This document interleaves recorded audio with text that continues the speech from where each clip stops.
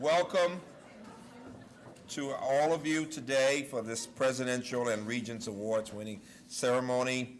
This past month, we lost a special member of our community, Professor David Smith, the director of the UMBC Camerata, who passed away after his battle with leukemia. An internationally recognized opera singer, David taught in the music department and did a wonderful job leading the Camerata, which is under the direction for some time under his. We are especially grateful to him. I would ask for a moment of silence for David Smith.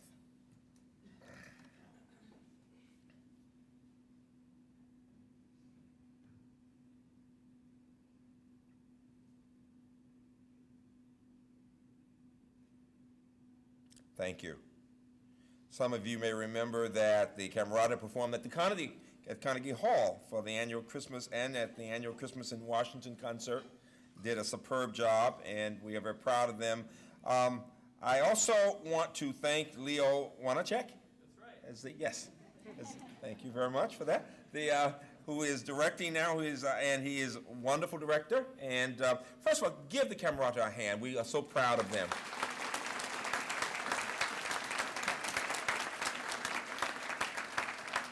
Some of you know that this past December they performed with Kenny Rogers at the Baltimore's Hippodrome Theater. Now with that, please stand for the national anthem.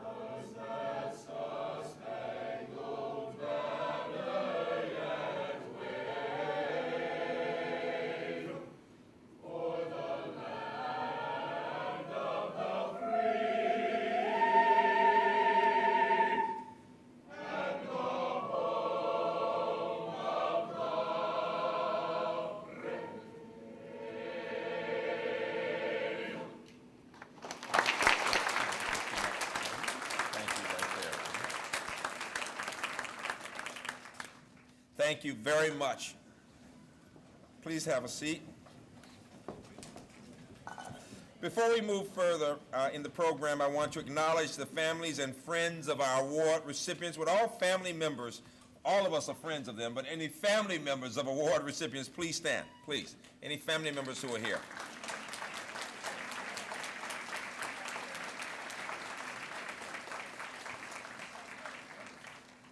And with us today are former and current presidential teaching and research professors and past distinguished staff award winners. Would they please stand? Any in the room? Please give them a hand.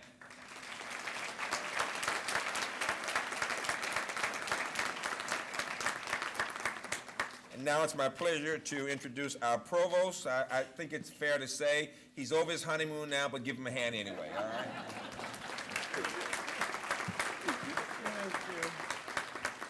It's a great pleasure to honor the Presidential Faculty and Staff Award winners.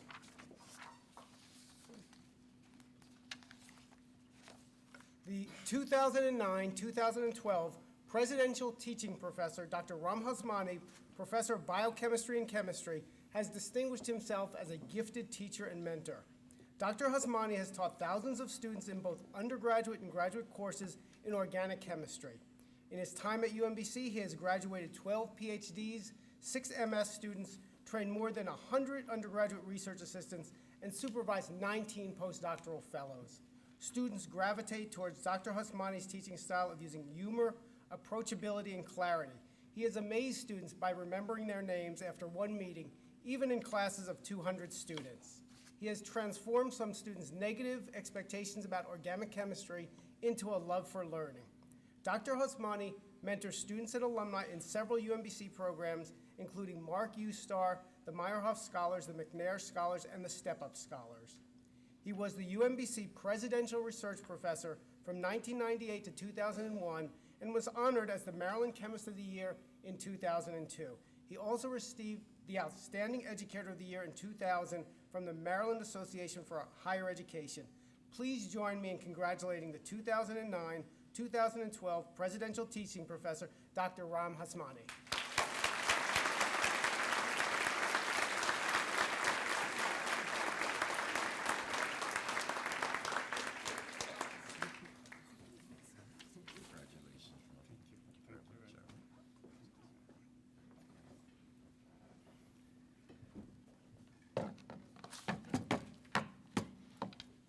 Thank you, Provost Hirschman.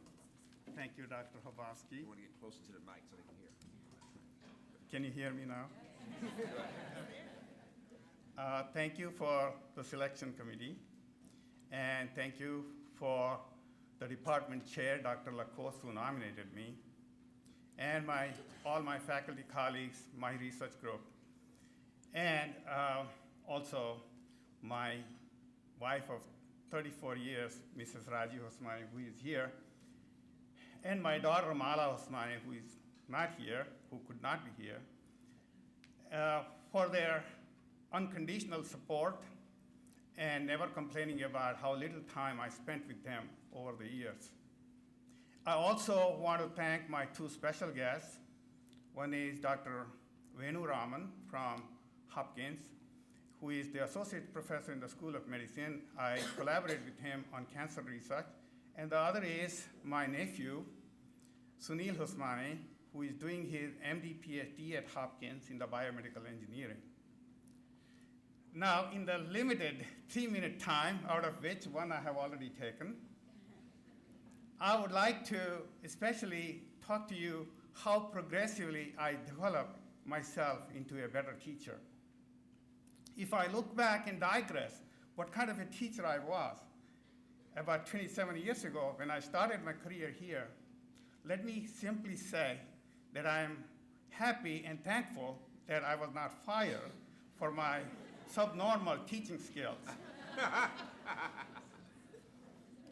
I was fresh from the postdoctoral stint at the University of Illinois Urbana-Champaign, and I innocently or erroneously or even arrogantly assumed that teaching freshman and sophomore students is like teaching sophomore kids about reading and writing. Was I not wrong? Well, it took me a while to realize teaching is simply an art. Just like any other art, you have to put the effort into it to become better and better. And there is no point of perfection. It is an eternal learning curve. Let me tell you a little horror story. When I first started teaching here at UMBC nearly 3 decades ago, my department chair, it was the year 1982, and my department chair asked me to teach Introductory Organic Chemistry Part 1, which is Chem 351, commonly known as, which is the course which most of the pre-meds dread about. And this is usually the course, make or break course for pre-meds for medical school admissions. So I was quite new. Students did not know me, and I did not know them. I didn't know how to teach. So I was a mystery professor because there was no old quizzes or old exams to go by, old problems, nothing on my record. So they were curious whether this is going to be a hard teacher or an easy teacher. Well, when the time came for the first exam into the semester, which is usually 4 exams we give, and they asked me what kind of exam it's going to be, what format. Is it going to be multiple choice? Is it going to be short answer? What kind? I said, what would you like? I was nice. And I said, and they said, they took a survey and they said, well, 98% of the class wanted to be multiple choice. I said, fine, you got it. then, since I was new, so I said to myself, how in the world I'm going to distinguish an A student from a B student or a C student if everybody scores 100 in my test? So I spent an entire Saturday afternoon thinking about how to make it most challenging so that I will have a nice curve. So the exam was written, exam was given, grading was done, and I was shocked to learn from my graders that the class average is 19. And the highest was 56.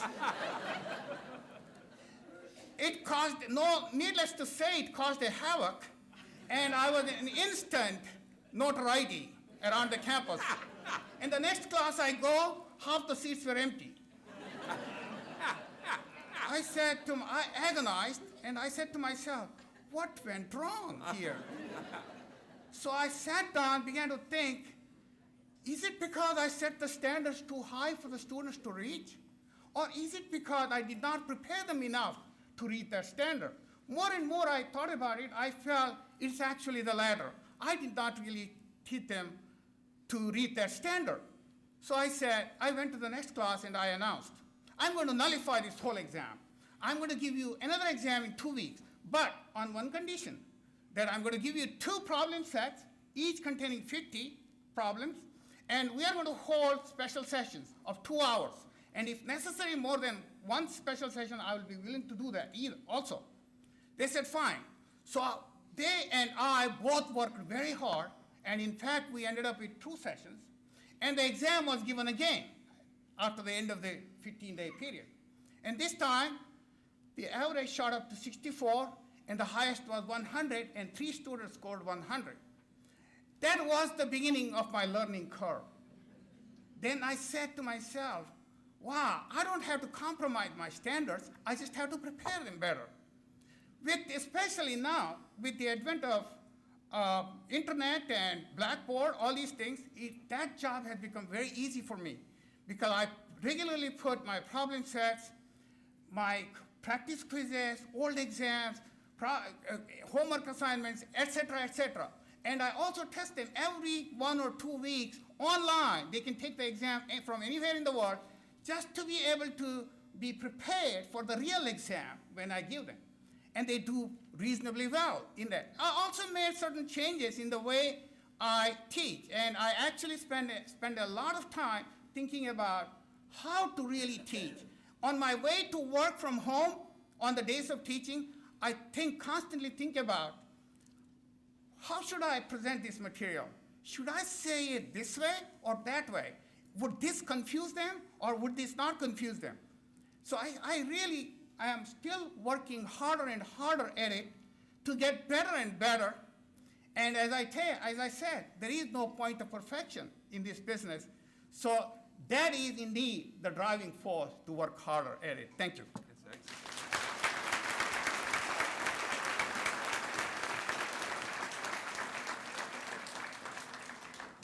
Thank you, Ram.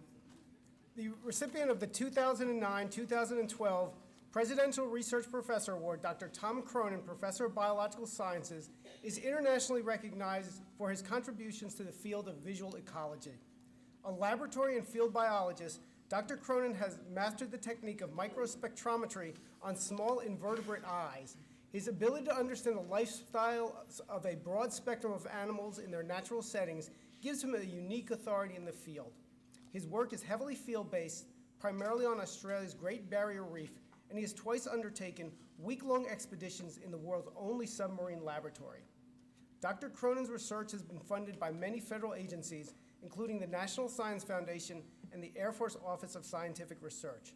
One of his recent papers was the first report of animals being able to see circular polarization, a unique and unusual type of light. This report was called seminal and is predicted to be a classic. His 148 articles have appeared in Science, Nature, and Current Biology, and his research has been featured in Science Times and the New York Times. Dr. Cronin is a fellow of the American Association for the Advancement of Science and a recipient of the USM Regents Award for Excellence in Research. Please join me in honoring Dr. Tom Cronin as the 2009-2012 Presidential Research Professor.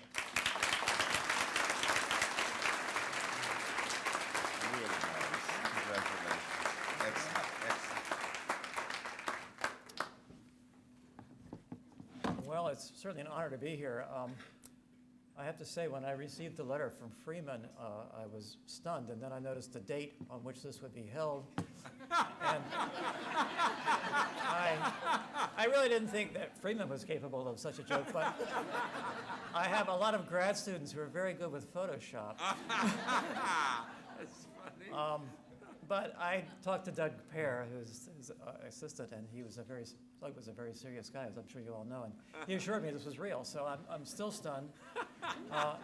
I'm in the midst of colleagues who are certainly equally deserving as I. I know that the faculty here is first rate, and I'm among many, many other equally deserving people. I wouldn't be here if it weren't for support of people in every possible walk of life, so I do want to call attention to them and thank them since I had the chance to do that. And first, I was raised in a family that always appreciated science and knowledge, and my dad, who's 94, is here. It was brought by my sister. Did you stand up, Dad? Stand up. So he took the Another hand. effort. Really.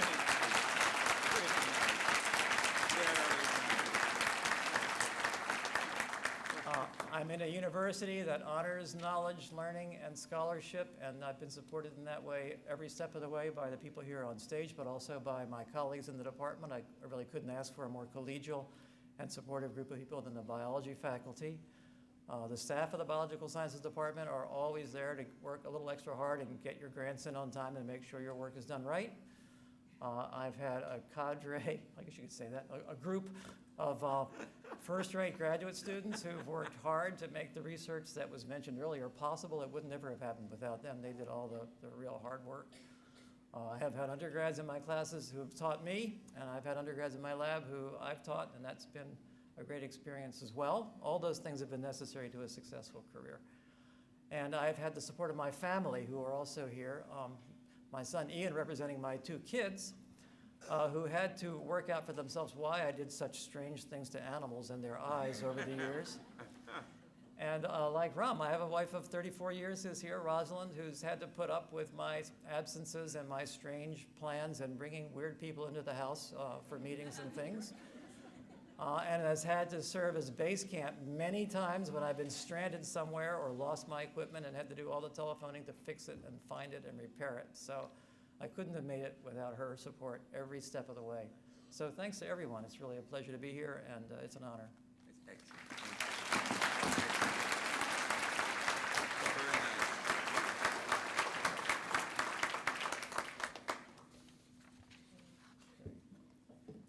Thank you, Tom. Ms. Sandy Campbell, Director of Advancement Operations in the Office of Institutional Advancement, is the recipient of the 2009 Presidential Distinguished Staff Award for Professional Staff. Ms. Campbell leads the planning and execution of events that are central to creating community among UMBC students, faculty, staff, and alumni. She also directs the daily operations of the Division of Institutional Advancement. Over the past 10 years, Ms. Campbell's work has touched the lives of thousands through superbly executed events from convocation to commencement to homecoming. She has been involved with a number of signature events such as UMBC's 40th anniversary and the Meyerhoff program's 20th anniversary dinner and symposium. Working behind the scenes, Ms. Campbell is deeply committed to excellence in managing every detail of these highly visible and complex events. Ms. Campbell's approach is hands-on. She takes time to cultivate relationships, making a point to leave people feeling appreciated. Similarly, she goes out of her way to understand and meet the special needs of graduating seniors and their families at commencement events. Ms. Campbell always takes a can-do approach and a positive attitude.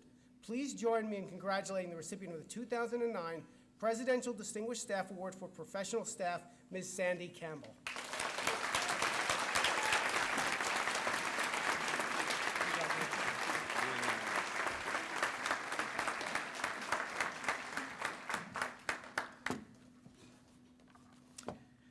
Good afternoon. Good afternoon. Those of you that know me know that I would much rather be in the back of the room right now than standing up here. I am truly honored and humbled by this award, and I am amazed that I am joining such a distinguished group of individuals who have preceded me. Growing up near Pittsburgh, I always felt that I had the best childhood. Our small town, called Mars, was the only town in the country, actually, with that name. It was very self-contained. My father's family was from there, and everyone knew everyone. On the other hand, my mother grew up in Mount Washington, which is right in the heart of Pittsburgh. We would go visit relatives quite often or accompany my dad into town for business. We took advantage of all the city had to offer, cultural activities, museums, and fantastic shopping. But then at night, we would go back home to our small town. I didn't realize it at the time, but it truly was the best of both worlds, and not many of the people that I grew up with there had that experience. I share this with you as I see some similarities here at UMBC. The campus, still young at 42 years old, can offer an intimate experience for the faculty, staff, and students.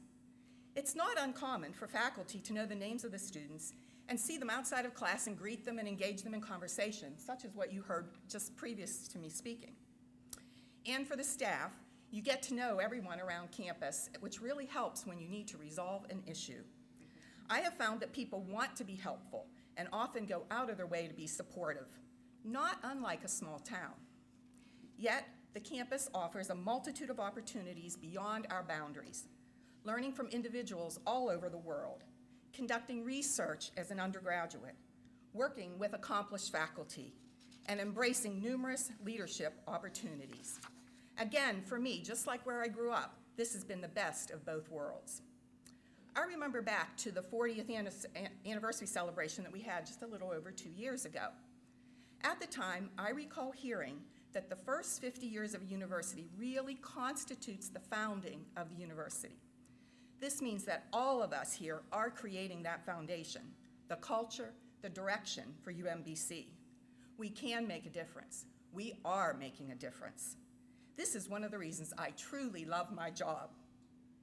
We are helping to establish the traditions for the future, those ideals, those connections that will hold us all together, students, faculty, staff, and even alumni, as we move forward and reflect back on the beginnings of UMBC.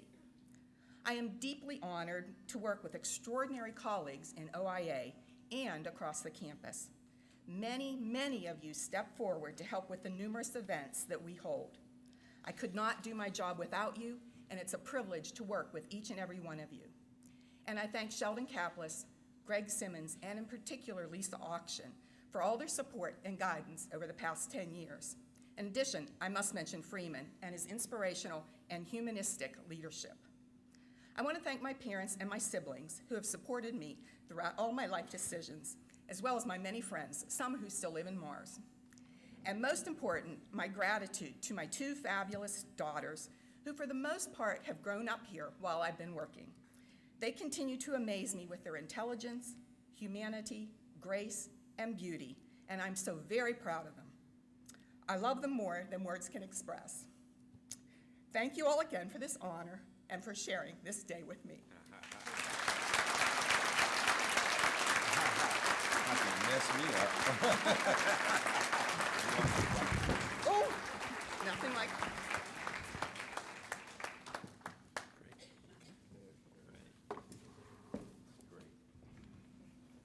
Mic repair here. Thank you, Sandy, for those wonderful sentiments. The recipient of the 2009 Presidential Distinguished Staff Award for Non-Exempt Staff, Ms. Sue McMillan, is Executive Administrative Assistant for the Office of the Provost. Serving UMBC with dedication and foresight, she fulfills the responsibilities of an assistant and goes beyond, serving as a mentor, collaborator, and colleague. Ms. McMillan has a unique ability to organize, systematize, and remember information, all of which is aided in the efficiency of the Provost's office. She creates systems for dealing with information sharing and has the ability to foresee the needs of those with whom she works, certainly. One system in particular that Ms.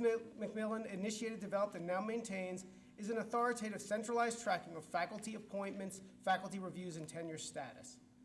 Functioning as an invaluable resource to the campus, Ms. McMillan is proactive, not just responsive, and she is committed to serving students, faculty, and staff. She exemplifies UMBC's core values of excellence and integrity. Please join me in congratulating the 2009 Presidential Distinguished Staff Award for Non-Exempt Staff, Ms. Sue McMillan.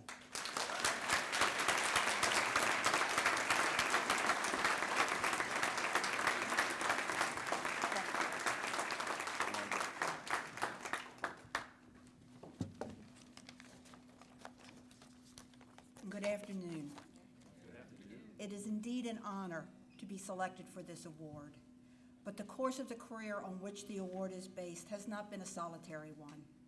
I'd like to take this opportunity to acknowledge and to thank those who have provided me with guidance and mentoring along the way. My first supervisor, Fran Alfonso, who was the administrative assistant to the Dean of Arts and Sciences, Dean Richard Neville, and Dr. Arthur Pittenger, who followed as Dean of Arts and Sciences. Each guided me in developing my skills, enabling me to advance in my position at UMBC. I'd also like to mention two people with whom I have had a very close working relationship over the last 10 years, Marilyn Demarest and Art Johnson. I have gained considerable knowledge on matters involving policy and faculty contracts from my collaborations with Marilyn. Marilyn and I are indeed kindred spirits in our quest to collect and organize data.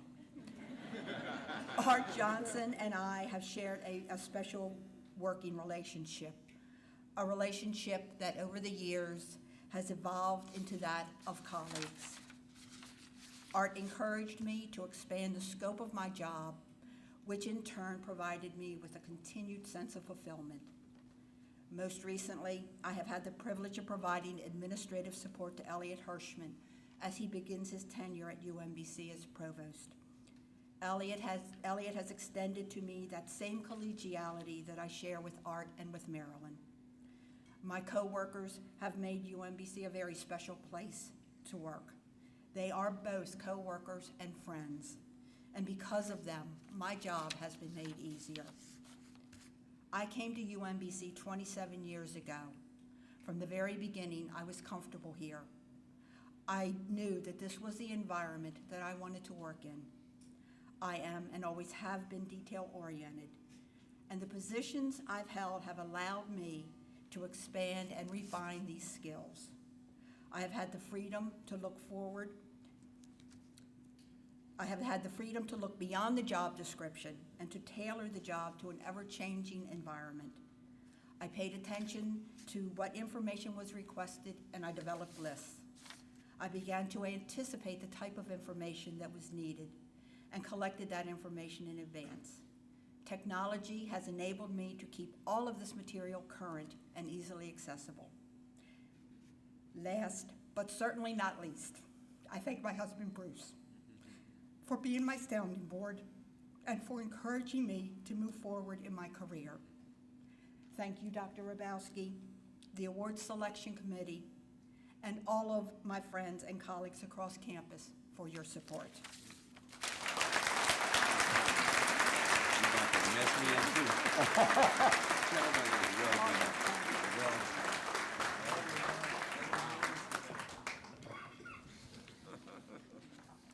Thank you, Sue, for those wonderful sentiments. Please join me again in congratulating the Presidential Faculty and Staff Award winner.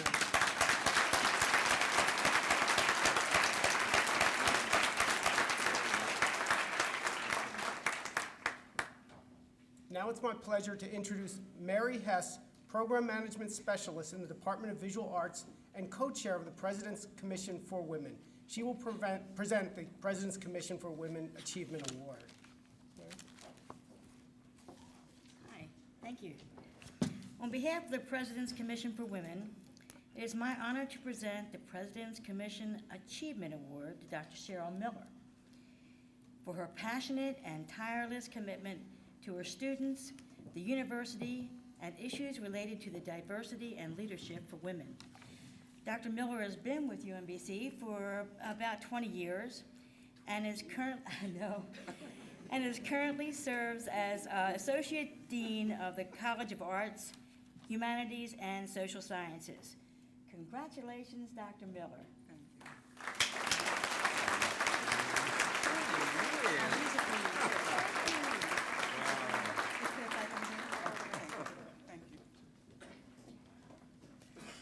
These speeches are going to be hard acts to follow.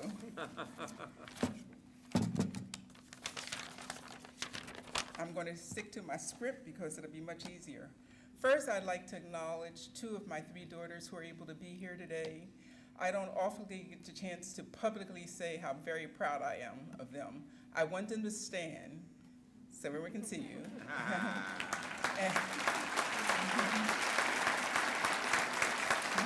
And I want to say that my daughters are my proof positive that I will leave the world a better place than I found it. In accepting this award, I want to briefly honor two women of achievement who believed in me. From these two women of achievement, I learned the importance of reaching out to others. My fondest and most dreadful memories of school involve a shero named Mrs. Thomas. She is the fourth grade teacher who made possible the fulfilling life I lead. Most who know me now find it impossible to believe that I was once painfully shy, an introvert, so to speak. However, for the first 4 years of elementary school, I was absolutely mute in class. Then, in fourth grade, I encountered Mrs. Thomas. Mrs. Thomas was my and my mother's last hope for me. After receiving my third grade report card, the principal recommended that I be put in special education, and my mother, bless her, was not going to have that, so she fought that. So on I went to fourth grade to Mrs. Thomas's class. Mrs. Thomas made me cry real tears almost every day for an entire semester. That's how shy I was. Why? Because she refused to take my silence for ignorance. Mrs. Thomas had taught 3 of my older siblings and seemed not to believe that I could be as slow-witted as I appeared. At the blackboard, I would stand with no sympathy from Mrs. Thomas and not a small amount of laughter from my classmates. Somehow, and thankfully, Mrs. Thomas knew that I was not the slow learner I had been labeled by then. By the time I moved on to fifth grade, the tears had stopped. I had reluctantly learned to come out of my shell, at least in the classroom. By the time I reached 7th grade, I was actually skipped a grade. The Mrs. Thomas experience put me on the road to academic success. Much more importantly, it helped me to believe in myself, to see past facades, and know the power of one person to do good in another person's life. I would not be here today without Mrs. Thomas's willingness to extend herself for me. I'll never ever know whether it was coincidence or not, but Mrs. Thomas switched to 5th grade and was my teacher for an additional year. The second shero I honor today is my mother, the very feisty Dorothy Miller. She is without a doubt looking down right now and smiling. One of the ways in which we were very, very different is that she loved attention. I am often told by my family that I'm like her in many ways, the good, the bad, and the ugly. That is a legacy I carry with pride. Yes, to quote a family member, she was too truthful. Any truth could come out of her mouth, and often did, though she never meant to inflict hurt. I may be guilty on this charge too, as my daughters and some of my former graduate students could attest. In fact, one of my graduate students here today has called me, or says of my mentoring, Dr. Miller's no-nonsense mentoring style. But on the other hand, my mother was insightful, persistent, big-hearted, and loyal to a fault. As my daughter in Iraq would say, her grandmother was someone you would always want, if in the trenches, to have your back. Keeping me out of special education was one of myriad ways she had my back over the years. From these women, I learned to care about people. Every UMBC student I've encountered matters to me. Sometime during my first few years here, UMBC became home. I love this university. I just tried to be a caring family member here, as in my immediate, organizational, community, and other families. And in some of my research, I examine issues that affect the least fortunate women among us. It is such an honor to accept this award today, named after our president, Freeman Hrabowski, a man of spectacular achievements. I accepted in the spirit of two humble women of achievement I was lucky to have in my life. They received few, if any, rewards during their lifetime. If I have made even an ounce of difference in the life of a student, colleague, or friend while at UMBC, I have done these women the homage they deserve. I thank my nominators and the President's Commission for Women.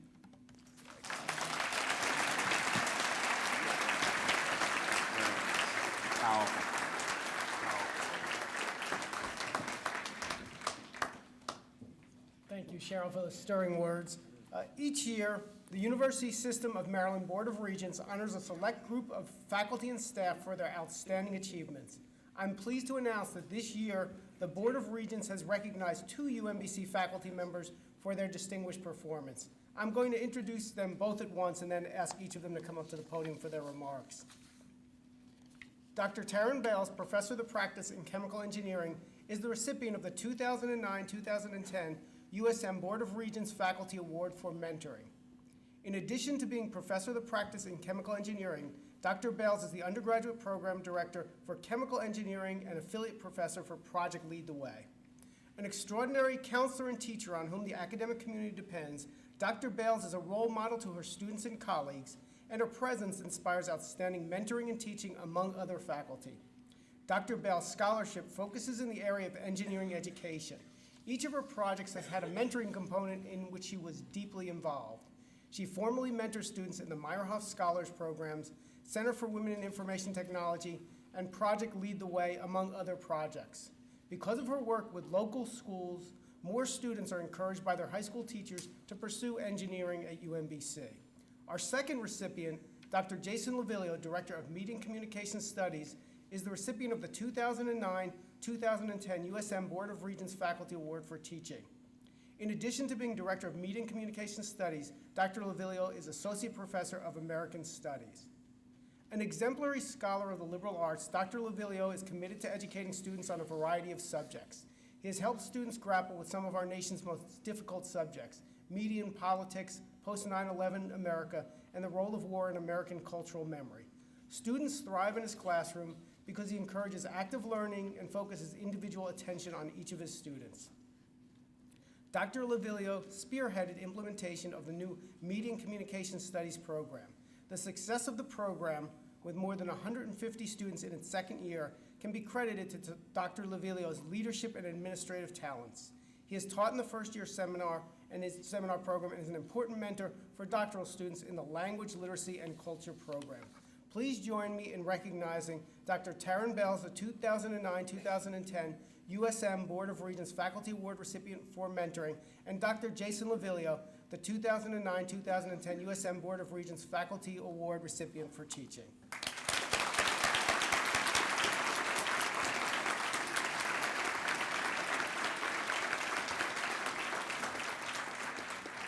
President Grabowski, Provost Hirschman, family, friends, colleagues, and students, I am truly overwhelmed and humbled to receive this award, and I especially would like to thank Dr. Julia Ross for nominating me and writing a way over-the-top letter of recommendation.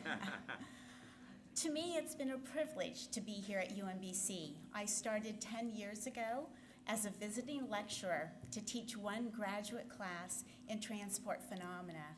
And over the years, I've had the opportunities to finally become a full-time faculty member 2 years ago.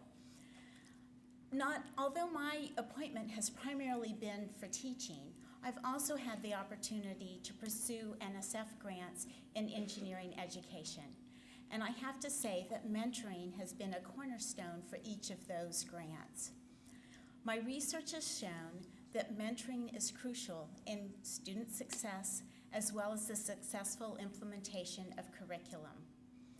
And I believe that each of us have had an extraordinary mentor in our lives, someone who has sat down with us and encouraged us through our disappointments, who has cheered for us during our accomplishments and has challenged us to dream beyond measure.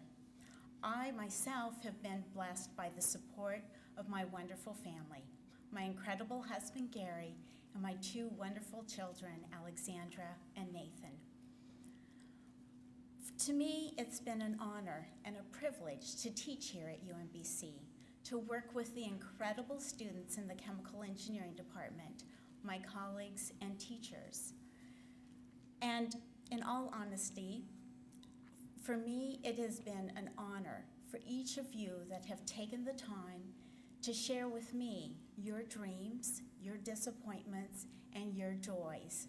Because quite frankly, this award belongs to you, not me, because you have inspired me. Thank you.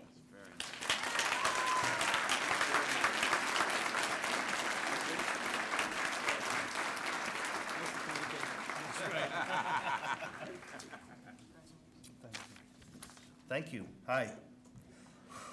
Well, I feel like everything's been said. I've been here 10 years. I was suspicious about the April 1st thing. I wish I was in the back of the room too. Believe it or not, some people won't believe that, but it's true. Thank you, Marilyn, for nominating me. Thank you for American Studies. Thank you, everyone who participated in nominating me. I want to accept this. My phone is ringing. How great is that? Mr. Communications, he says, and my phone is ringing. It's actually quacking. I want to accept this award on behalf of American Studies, the department, especially Ed Orser and Pat McDermott, who have been so important in supporting me, and more importantly, for setting a tone in the department and in the college and in the university, that the old-fashioned values of liberal arts education are as relevant today as they've ever been. It was on that foundation that the Media and Communications Studies program was built, and thanks to Donald Snyder and Etoy Hamlin, is now flourishing. And I really have to thank my students, old and new, for making the last 10 years here truly remarkable ones for me. Thanks to email and Google Groups, something I didn't know what it was until recently, I have a network of some of the brightest and most idealistic and creative alumni that play a regular role in my intellectual life. They continue to be partners in the intellectual pursuits that began in the classroom, but that extend outward to encompass a life of the mind. They send me articles, links to conferences, calls for papers, and most importantly, they send me questions, rants, and advice. And when I ask them for help with something, like which book should I use in the American Studies Honors Seminar every fall, it's like, you know, when Commissioner Gordon shines the bat light up in the sky and Batman comes racing. They never fail me. It's this partnership, extending beyond the classroom and out into the rest of our lives, that characterizes the true benefit of a rigorous liberal arts education, an education in the humanities. Here's a couple things my students have to say. The purpose of a humanities education, says one alumnus, is to become the best citizen possible and also to become really confident and adaptable. Another one said that he learned in his American Studies education that social institutions are malleable. We create them and we can destroy them. Armed with such knowledge, the humanities are in a position to influence culture, this is him still, ideas, belief, etc., that inform our institutions. So change is possible, but it's slow and difficult. Finally, thanks to John Jeffries and Pat McDermott and the representatives of Modern Languages and Linguistics, English, Visual Arts, and American Studies, and the New Media Studio for helping to build the curriculum of Media and Communication Studies, which, if it is anything, is an embodiment of the liberal arts principles that have sustained me for the past 10 years. Thank you very much.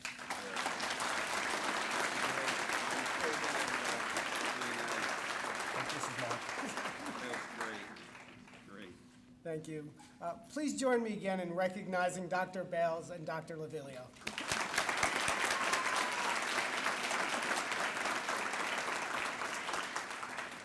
I also want to recognize the UMBC faculty whose extraordinary work was honored with a nomination by the campus for the USM Board of Regents Faculty Award for 2009-2010. Would the following people please stand as I call your names? Dr. Matthias Gobert, Associate Professor of Mathematics and Statistics. Dr. Ram Hasmani, Professor of Chemistry and Biochemistry. Dr. Tim Topoleski, Professor of Mechanical Engineering. And Dr. Shari Waldstein, Professor of Psychology. Please join me in giving them all a round of applause.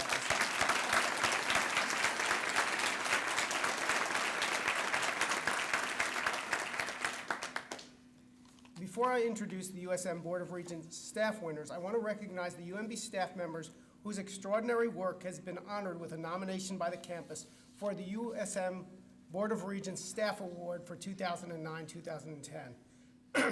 The Board of Regents will conduct the selection process for these awards later this year. Please stand as I call your name. Mr. Tony Jackson, Plumber, Facilities Management. Mr. Ralph Murphy, Teaching Lab Technician, Biological Sciences. Ms. Connie Pearson, Assistant Director of Institutional Research, and Ms. Jill Randalls, Assistant Vice Provost for Undergraduate Education. Please join me in giving them all a round of applause.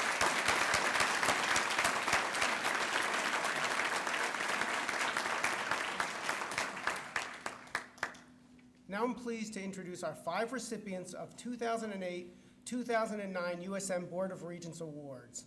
Because we have so many staff award recipients this year, I'm going to introduce them all at once and then ask each of them to come up to the podium for their remarks. The 2008-2009 USM Board of Regents Award recipient for Outstanding Service to Students is Ms. Kathy Belowski.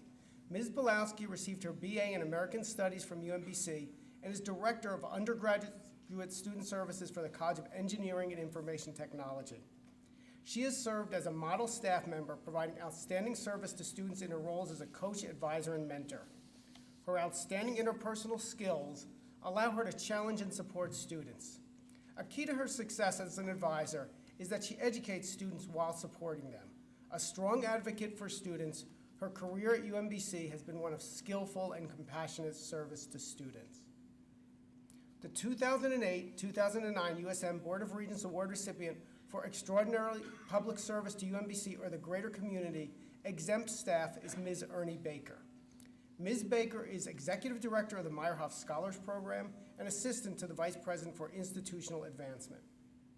Ms. Baker provides leadership and support for the Meyerhoff Program, a nationally recognized program for high-achieving students, including many underrepresented minority students in science and engineering. Her knowledge, commitment, and strong leadership have helped UMBC become one of the nation's leading producers of minority students in science who go on to earn graduate degrees from top universities. Students look to Ms. Baker as a mentor and trusted counselor. By helping to create a supportive environment, she has given students the opportunity to achieve at the highest levels. The 2008-2009 Board of Regents Award recipient for extraordinary public service to UMBC or the greater community non-exempt staff is Ms. Karen Sweeney Jet. Unfortunately, Ms. Sweeney Jet cannot be with us today. Ms. Jet is an Executive Administrative Assistant in the Office of Institutional Advancement. She is widely recognized for her dedication, enthusiasm, and commitment to creating a positive community at UMBC. In OIA, Ms. Jet plays a key role in supporting the administrative functions of the Vice President and Corporate Relations staff. Throughout her career at UMBC, Ms. Jet has made a difference, in part by volunteering her time outside of her position. She was a founding member of UMBC's Classified Staff Senate and was later elected Senate President and Vice President. She helped to develop the Employee of the Month program and served as chair of the Holiday Open House, eagerly doing most of the work in coordinating this much-anticipated event. The 2008-2009 USM Board of Regents Award recipient for exceptional contribution to the mission, exempt staff, is Mr. Dennis Cuddy. Mr. Cuddy is Manager of Administration and Facilities in the Department of Chemistry and Biochemistry. Mr. Cuddy works tirelessly behind the scenes to ensure that the laboratories, classrooms, offices, and business processes of the Meyerhoff Chemistry Building are operating well. He was the department's manager for the $34 million renovation of the Meyerhoff Chemistry Building, and largely due to his management, the project won a leadership award in 2003. He also contributed to the development of the Chemistry Discovery Center, an innovative project that relies heavily on technology and student teamwork. Mr. Cuddy was instrumental in making sure that the Discovery Center was ready with the proper equipment and seating. Mr. Cuddy also coordinates the department's annual undergraduate research symposium, and the event has grown from 60 to 300 participants who come from all along the East Coast. Last but not least the 2008-2009 USM Board of Regents Award recipient for exceptional contribution to the mission, non-exempt staff, is Ms. Patricia Martin. Ms. Martin is the Program Management Specialist for Student Support Services and the USM Lewis Stokes Alliance for Minority Participation. Her experience, talent, and work ethic have had a major impact on UMBC students and the campus as a whole. Ms. Martin performs duties that in a department with more resources would be handled by a business manager, accountant, and executive administrative assistant. Despite her heavy workload, she goes out of her way to assist students. She often works to help students and their parents with issues, both inside and outside student support services. For example, when one student was experiencing personal hardship, she counseled him and provided helpful resources. That student went on to win a Fulbright scholarship. Before our Regents Staff Award winners give their remarks, please join me in giving them a round of applause.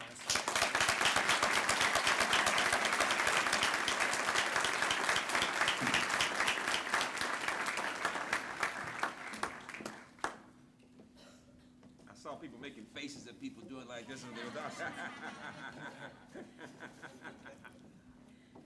Good afternoon, President Rabowski, Provost Hirschman, family, and friends. It is indeed a great honor to be receiving this award, as my career at UMBC has been varied. From my work in athletics as a gymnastics and cross-country coach, to advising undecided students, and finally advising students in engineering and computer science. As I reflect on my years of service, I'm reminded of an incident with my daughter, Lauren. Lauren came home from elementary school one day and informed me that her teacher would be calling parents to come in and talk to them about their jobs for career day. I thought for sure she was going to ask me to come in and speak with her class. Instead, she said, if they call you, just say no. No one wants to hear about that advising stuff. She then proceeded to tell me that she was going to ask her dad to come in and talk about sports medicine. Needless to say, I didn't get to go in on career day. My husband went, and the sports medicine topic was a big hit. Years later, though, when she was a freshman in college, I felt somewhat vindicated when she called me up and she said she had her friends in the room and she wanted me to help them with their schedule because they don't do advising like we do at UMBC. Quite frankly, I wanted to just say no. Anyway, I kind of laughed it off and proceeded to try and help them plan their schedules. I first came to the campus in 1973 as a student and have been at UMBC all but 2 years since then. I can honestly say that I enjoy coming to work, and I'm proud to say that I'm a graduate and an employee of UMBC. In closing, I would have to say that my time at UMBC has been wonderful, and I truly feel a sense of place here on the campus. They say that you are only as good as the people around you, and I believe that I'm surrounded by the very best. To my family, my husband John, who is able to be here today, and my sister Darlene. My daughter Lauren is in class. To my friends and my colleagues here, a heartfelt thanks for your support and encouragement. Thank you again for this honor.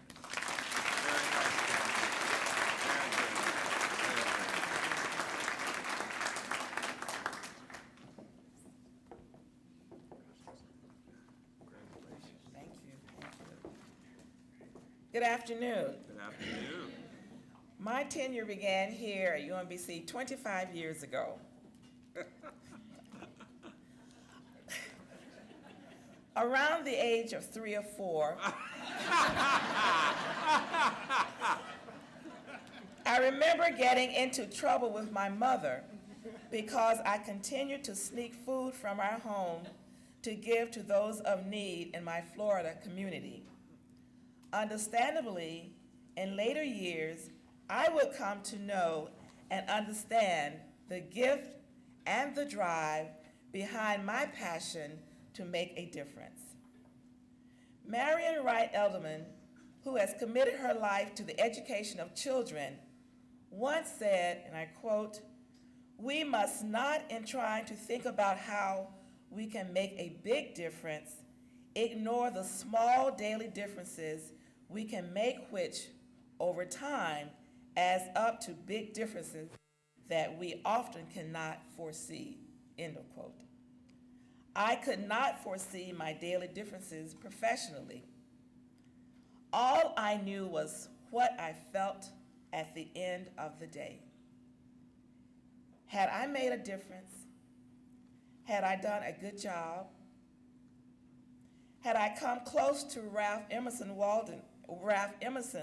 inspiring words? One should not go where the path leads.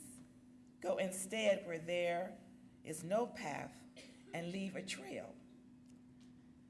I don't take for granted the opportunity to work in an environment where I can leave a trail.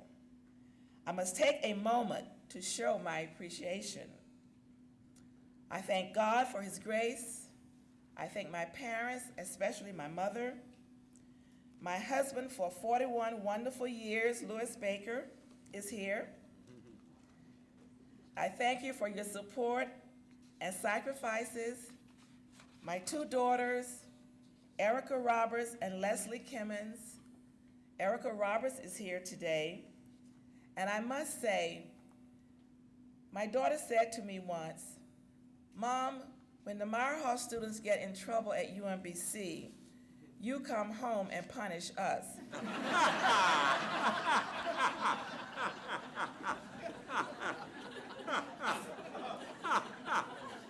Thank you, Bobby Shapazian, for hiring me.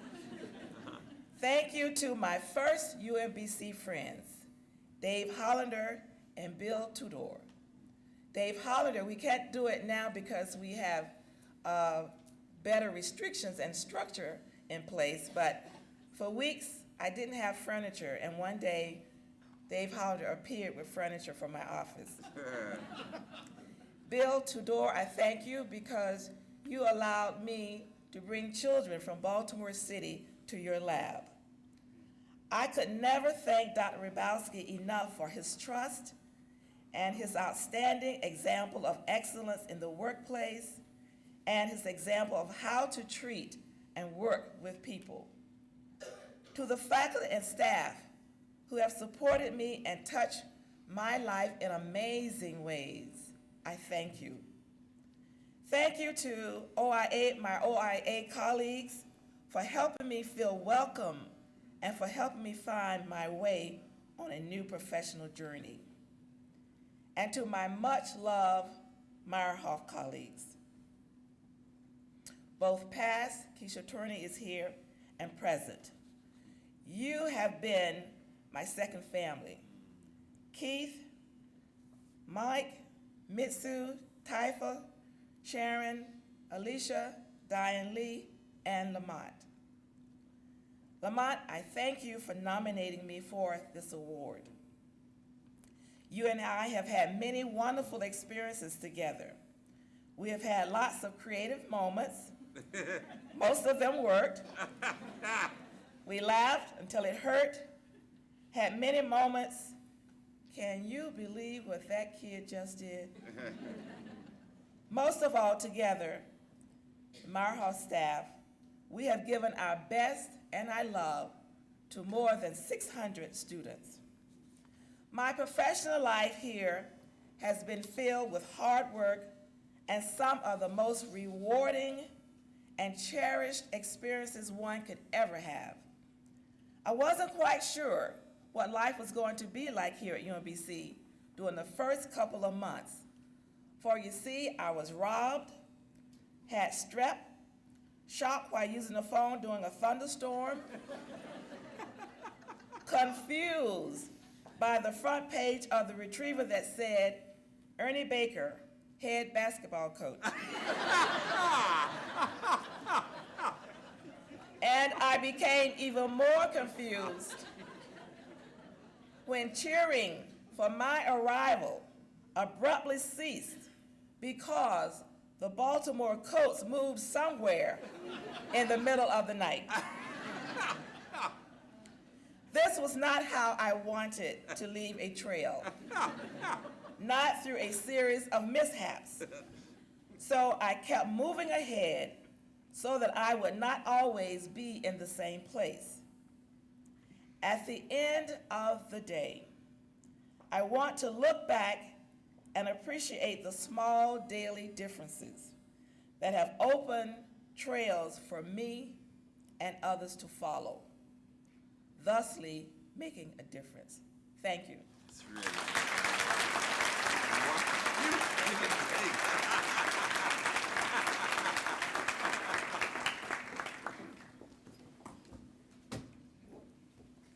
Dennis, congratulations. Thank you. Thank you all for being so patient. When I first got to UMBC 10 years ago, again, I was asked about my background, and I had been a biochemist who got a degree, master's degree in administration. I also had a mom who was a manager and a dad who was a chemist.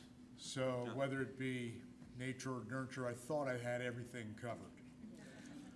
But I had a big job in front of me, a lot of big projects, and while it was very nice to write up in the booklet, I hope to tell everybody how those jobs really got done and who deserves the credit for them. When I first got here, we had to keep the research labs, the teaching labs, and the faculty all running and cohesive. Within a few months, I was sitting down with Art Johnson, Nancy Quantock, and John Martello, and through a lot of cooperation and teamwork, we were able to move into the old Shriver Center and continue with the project. Nancy went out and got additional funding for the west wing of the building, which in turn led to an NIH grant that Ralph Pollack and I put together.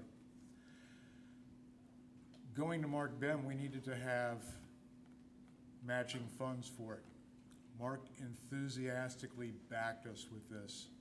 Scott Bass jumped on board, became the PI of this grant, and we did get it, which in turn led to Mark Demchak, who at the time had taken over for Nancy, going back for more money, yet again,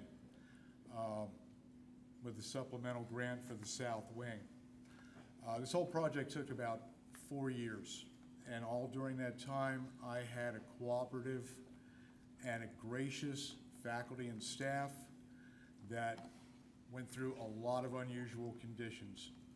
Sledgehammers coming through walls, lack of bathrooms for 18 months. That was a big one.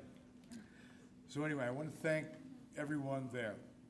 Once we got the project finished, and it never really ends, I had Bill Accorsi and Ralph Pollack approach me about expanding the discovery model of our introductory labs to contain both semesters of freshman chemistry.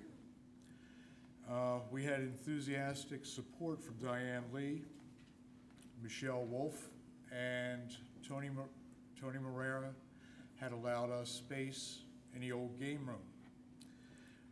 We got all this with about 7 weeks to go before the semester started. And this is where it gets amazing. Ralph, Bill, and myself sat down with Jack Seuss, Matt Boone, Steve Anderson. They set out computer standards, chipsets, facilities management, and the OIT staffs came over, they wired, they cabled, they secured the facility, they painted it. We had a lot of late evenings, we had weekends, and funding for the first year from the NSF through the Shriver Center had us a state-of-the-art facility within 8 weeks. And it was truly amazing the amount of work that got done with all part of the campus coming together to make sure that it did. These are just a few things of the different areas that I've seen come together to make projects work on this place. And you don't see it everywhere. Last year I was sitting here as a nominee and was really proud to have been nominated for this. At the same time, my dad was in the hospital up in Philadelphia and was not doing real well. So I drove up to Philadelphia right after the ceremony with real mixed emotions. And one of the things that they've always told me, or always taught me, was, don't give up, stay optimistic. And when I did get up to Philadelphia that day, that was not my mom. My dad was really not doing well. Well, with the help of my sister, we kidnapped him from that facility and took him to another hospital. And within 6 weeks, he was out and he's doing great today. They couldn't make it today, but he has been great. So, I don't think it was the management and the chemistry. I think it's a fact that they've told me, be optimistic, don't give up. And, something I'd like to impart to everyone here today. So I'd like to thank my parents for giving me these values. I'd like to thank my girl Sheila for making my life easy and comfortable. I'd like to thank all of you that I've not been able to name by person. And once again, I want to thank you all for allowing me to do this job with your help. Thank you.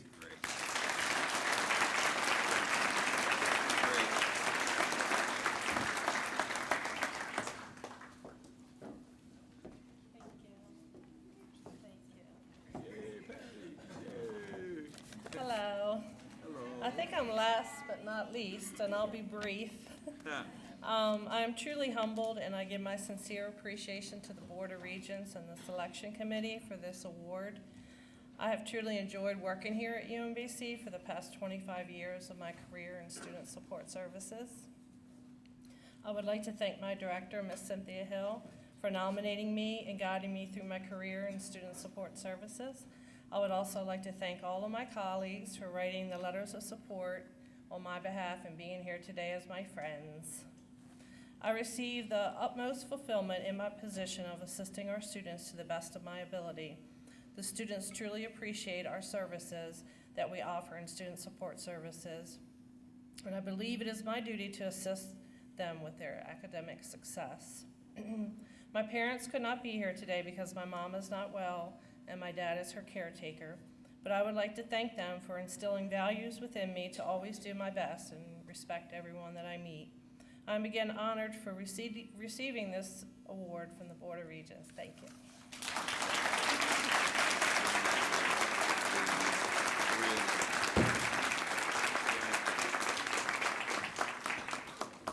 Thanks to all of the recipients for their inspiring messages. Now I want to acknowledge the recipient of the second annual Jakubik Family Endowment Staff Award, which honors an exceptional staff member who has contributed to student academic success. Staff members are selected based on their innovative advisements, excellence in teaching, creative application of technology, mentorship of undergraduates, and development of new programs. This year's recipient is Ms. Lori Logan Bennett, Associate Director for Recruiting and Marketing in the Career Services Center. Ms. Logan Bennett, would you please stand?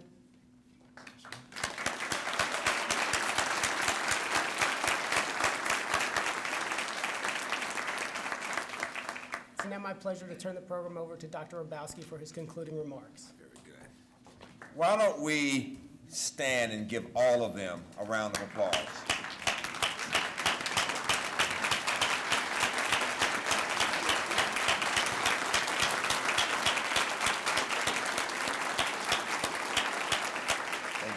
I will be very brief because they have said the best of what we could possibly say about achievements.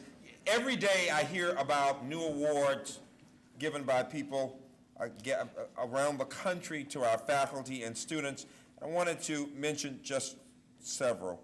One, I just learned yesterday that Professor Kate Brown has been given the prestigious Guggenheim Fellowship. Give her a big hand. There are many I could mention, but I'm just going to give you three. Secondly, one of our graduates, Hadaya Shafi, who is finished the MFA in 2004, has just gotten a very prestigious Baker Artist Award and will be featured at the BMA. Would you give her a hand for that? And another one of our graduates, and I saw him here, and amazingly, may have left, I don't know, but he has been working as a staff member, but he's just gotten the State Department's most prestigious fellowship. Is he there? Tavon is a graduate of Modern Languages and Linguistics, has been a Fulbright Scholar. He has just received the Rangel Fellowship from 2009 to 2011, and I'm supposed to feel sorry for him because he's trying to decide between Hopkins, Columbia, and Princeton. Tavon, stand, would you? Would you give him? Get him.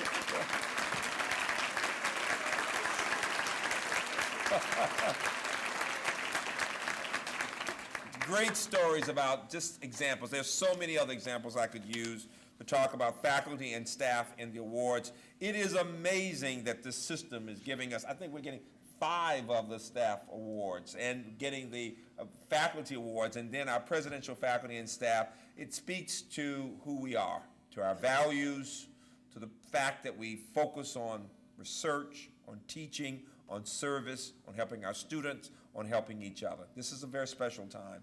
And I think, Dennis, you said it best, that this is a time when everybody is in many ways being tried by circumstances. But you know this in your families, we know this at the university, we know this in our country, that our attitudes will shape our future. So the notion of being optimistic and of not giving up and believing in ourselves, that notion is more critical today than ever. We are a special community. It is an honor for all of us to say we are UMBC. Enjoy your day, and now the song from the Camerata. Thank you all very much. The Camerata. And you can give me another hand for keeping it very brief. Thank you very much.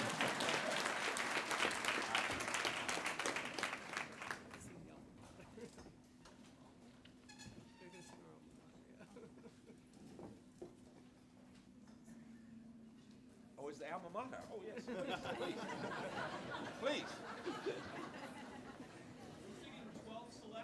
12 selections now, right?